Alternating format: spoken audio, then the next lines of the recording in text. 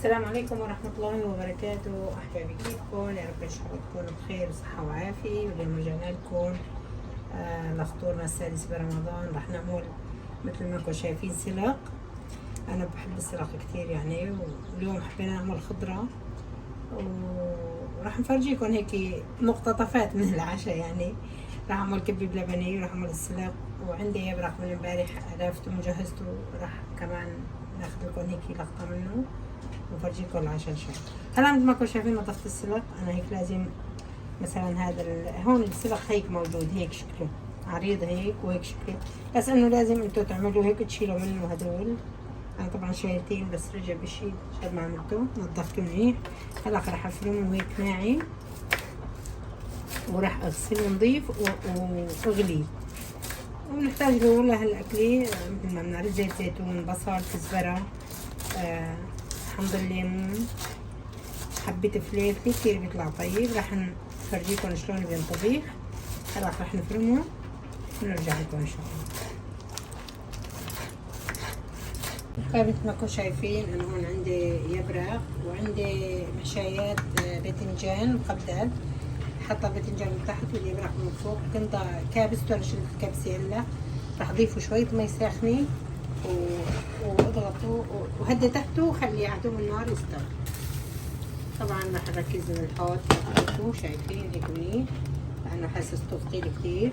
حاطه نعناع وملح بس، وراح اغطيه وخليه على عدو الغاز. هذا خلصنا منه. هلا بنرجع للسلق. انا ممكن شايفين اخذت من المي شوي بس عادي بضيف فوقها لانه السلق مالته مي كتير. وانا غسلته وفرمته، شفتوا نحن هلا راح نسلقه.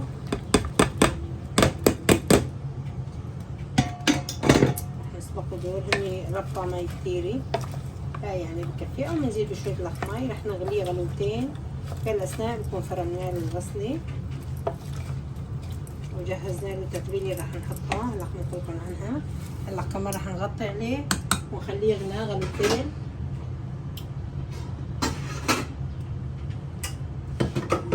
نجيب الغطا تبعها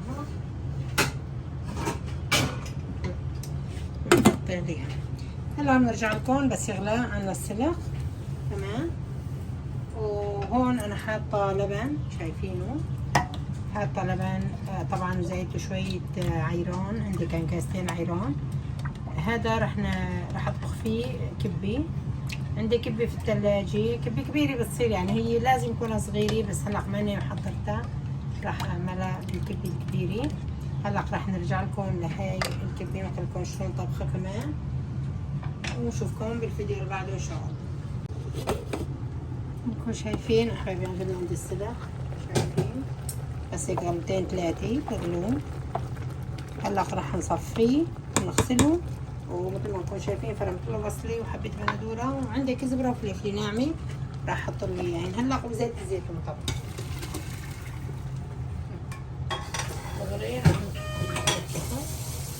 احبابي انا حطيت زيت زيتون ما انتم شايفين في القنجره نفسها يعني ما غيرناها.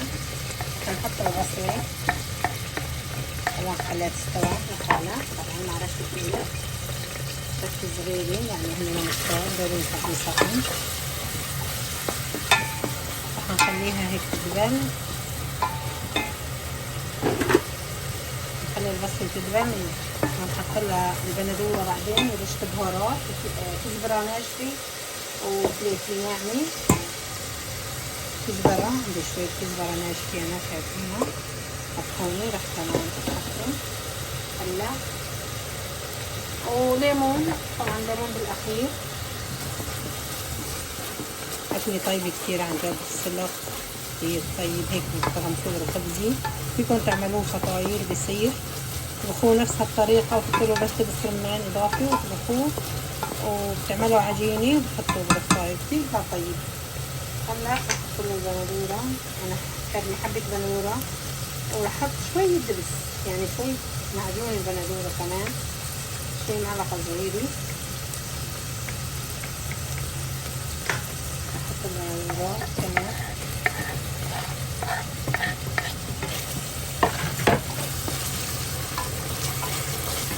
عريض عريض. الدقيق هتطلع قوي. بحط شوية معجون كمان.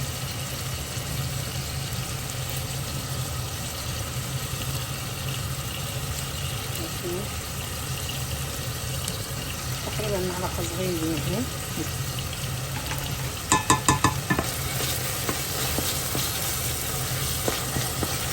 هلا هحط الكزبرة.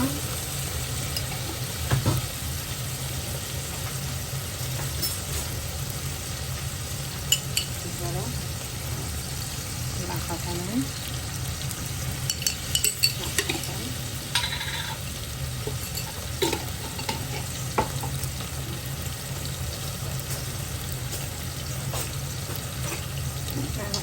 فلفلين. فيكم تحطوا رشة كمون كمان، رشة صغيرة. هلا كمان رح احط رشة كمون تعطيبي. هلا تستوى على الصوا هيك مظبوط. رشة كمون كثيرة كمان، رشة صغيرة بكفي هيك. وهلا رح نحط السلطات. مثل ما شايفين صفينين.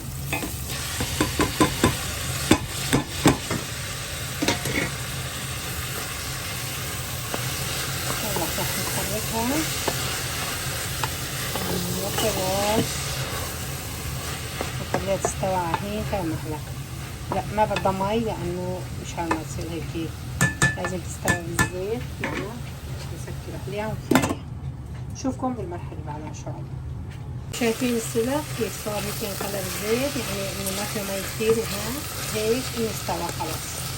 هلا هذا خلاص طلعناه رح نحطه على جنب.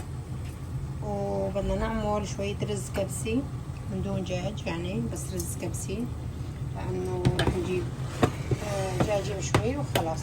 هلا رح نحط طنجرة على النار ونشوفكم بالمرحلة اللي بعد هاي. حبايب رجعنا لكم. مثل ما انكم شايفين انا سلقت الكبايات. رح اقول لكم شو حطيت في المي. حطيت في المي معلقة نشا وملح وسلقتين. وهلق عندي شيش بركات بالفريزر كمان، شايفين عم بسلقين. وعبدور اللبن بنفس الوقت. رح خليني يستويني نص سوا تكون غليت المي. بناخذ شوي من هاي المي بنحطها على اللبن وبنحط الكبة وبنقليها. في ناس بتخليها بكزبرة توم، في ناس بتخليها بصنوبر، باش ما بلوز، باش ما كان. هلا ما مشكلة التقلية، ايش ما بدكم انتو فيكم تقلوها. وعندي للكبسة مثل ما انكم شايفين فارمي جزرة، فارمي حبة بصل، حبة بندورة، حبتين فلفلة حمراء وخضراء. هدول للكبسة. رح نعمل كبسة كدابي مثل ما حكينا، من دون لحم، من دون دجاج. هلا اذا ما لقينا دجاج رح نعملها هيك بس. هلا اللبن مثل ما انكم شايفين رح يغلى عندي. بدنا ما ننتهى عنه. هلا بنرجع لكم ان شاء الله بس نخلصه بس يغلى. شايفين على اللبن احلى. حطيت له معلقه نشا بس وحدي لانه بدي اخذ من هاي المي. مية الشجبرك هاي فيها نشا، عرفتوا؟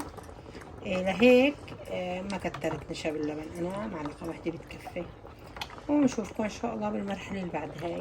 حبايبي شايفين اللبن غلي عندي ما شاء الله، ما احلى، ما فرط ولا صار اي شيء. طبعا لبن بقر هذا. هلا رح شيل الشجبركات. انا صفين من المي هديك وحطين هون، واذا احتاجنا مي ناخذ شوي من مية النشا هديك. حطينا معلقة نشا بس مو كتير يعني.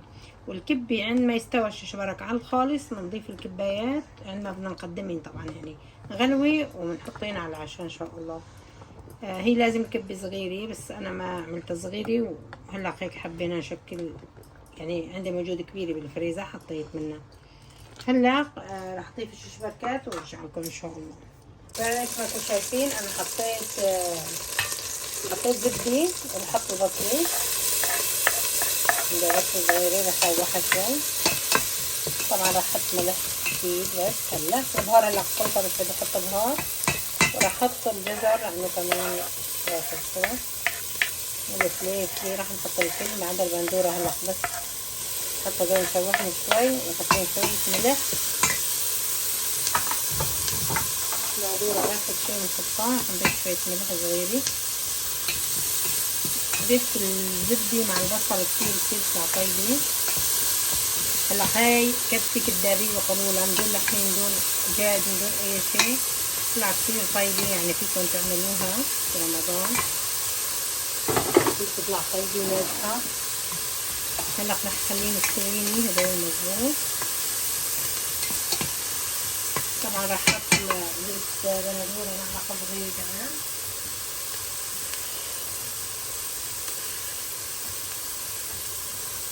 رح احط زنجبيل، رح احط بهار مشكل 7 بهارات، هذا رح احط شوي.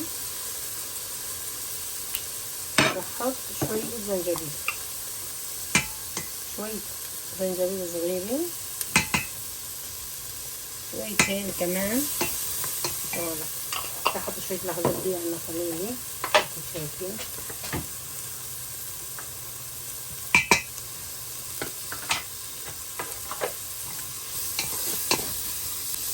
هذا الريحة كتير طيبة. هلا رح حكيت شوية مي صغيرة عشان تستوي الخضرة معنا مظبوط.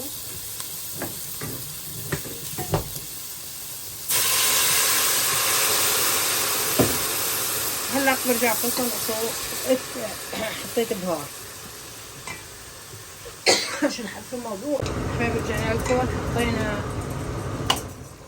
حطينا 7 بهارات وحبة فلفل وحبة فليفلة، ومثل ما حكينا الخضرة شفتوها، وحطينا كاري كتير بتعطيها نكهة طيبة.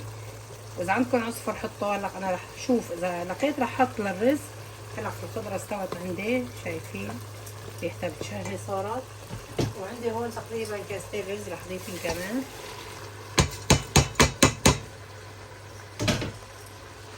حرك شوي الرز، عن جد تطلع هيك كبسة كتير طيبة. فيكم تعملوا جنبها لبن بخيار، وفيكم تعملوا جنبها سلطة دقوس. هلا رح شوف انا اذا عندي بقدونس رح سوي سلطة دقوس كتير تطلع طيبة جنبها.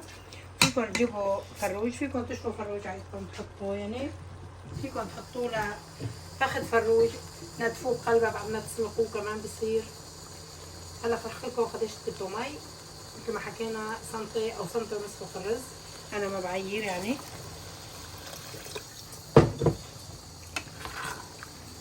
شايفين. هلا خلينا نقع الرز تقريبا الي نقعته نص ساعة. هلا بنشوفكم بالمرحلة اللي بعدها ان شاء الله. رح احط شوية لخمة، يعني بحطه سنتي ونص لانه هذا رز قصير على فكرة مو طويل. سنتي ونص فوق الرز، شايفين.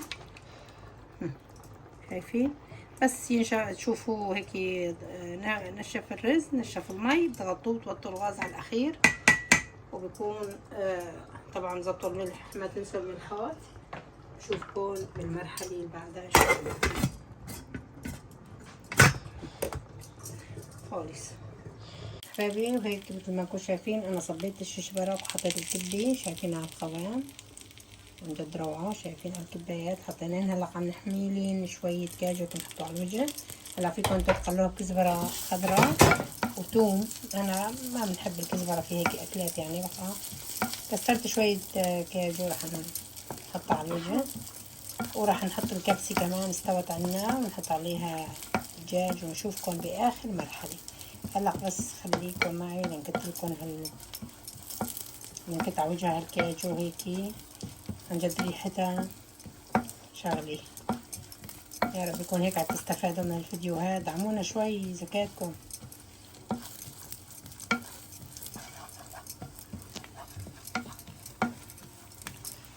هيك نحمر شوي،